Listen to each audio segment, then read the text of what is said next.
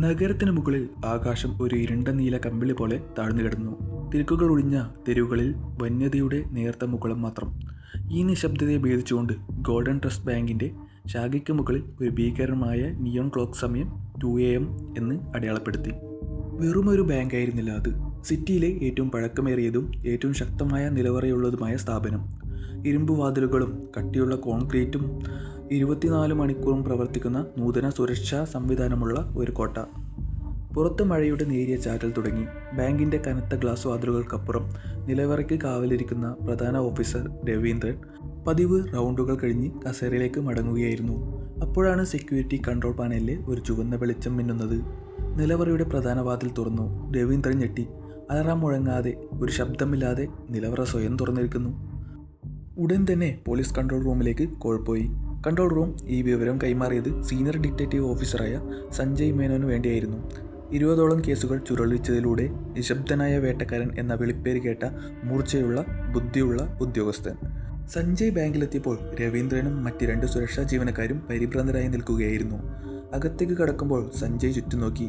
ഒരു ഒടിവോ ഒരു ബലപ്രയോഗമോ നടന്നതിൻ്റെ യാതൊരു ലക്ഷണവുമില്ല. എൻട്രൻസ് മുതൽ നിലവറയുടെ വാതിൽ വരെ ഒരു കേടുപാടുമില്ല. CCTV ഫൂട്ടേജിൽ ആരെയും കാണുന്നില്ല.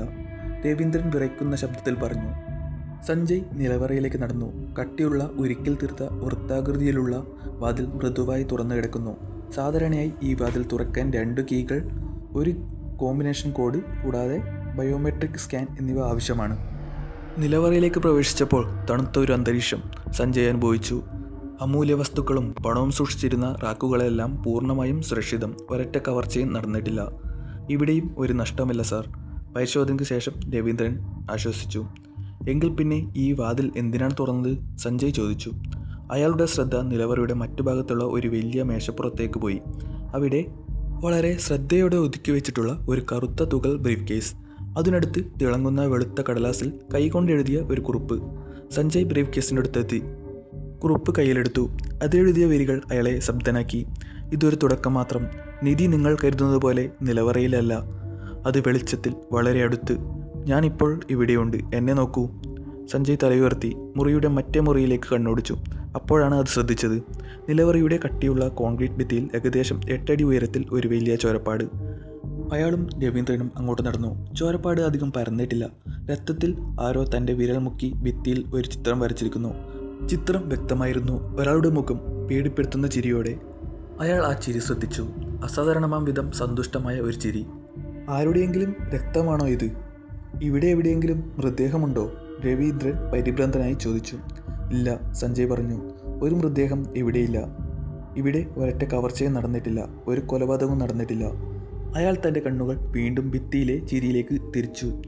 പക്ഷേ ഇവിടെ ഒരാൾ ഉണ്ടായിരുന്നു. അയാൾ ഈ നിലവറയ്ക്കുള്ളിൽ വെച്ച് മരിച്ചു.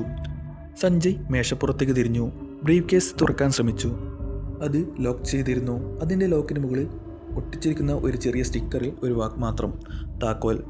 ഒരു കവർച്ച നടന്നിട്ടില്ല. ഒരു മൃതദേഹമില്ല. ലോകത്തിലെ ഏറ്റവും സുരക്ഷിതമായ നിലവറയിൽ ഒരു രക്തരേഖയും ഈ നിഗൂഢമായ ചിരിയും. ഒരു താക്കോലിനായുള്ള സന്ദേശവും മാത്രം. സഞ്ജയ് മേനോൻ്റെ ഉള്ളിൽ ഒരു തണുപ്പ് പടർന്നു. ഒരു സാധാരണ കേസ് ആയിരുന്നില്ല ഇത്. ഇത് ആസൂത്രണം ചെയ്ത ഒരു കളിയാണ്. ടീമിനെ വിളിക്കൂ. ഈ ബാങ്കിൻ്റെ എല്ലാ ഭാഗങ്ങളും അരിച്ചു പെറുക്കണം. ഈ ബ്രീഫ് കേസിൻ്റെ താക്കോലാണ് നമ്മളെ ആദ്യത്തെ ലക്ഷ്യം. സഞ്ജയ് ഉത്തരവിട്ടു. പുറത്തു മഴ കനത്തു. നിലവറയ്ക്കുള്ളിൽ ചോര കൊണ്ട് ചിരിച്ച ആ ചിരി വിജയം നേടിയ ഒരു കലാകാരനെ പോലെ സഞ്ജയെ നോക്കി. ഈ നിഗൂഢമായ നിലവറയുടെ രഹസ്യം സഞ്ജയ്ക്ക് കണ്ടെത്താൻ കഴിയുമോ? ആരുടേതാണ് ഈ ചിരി? അടുത്ത ഭാഗം ഉടൻ.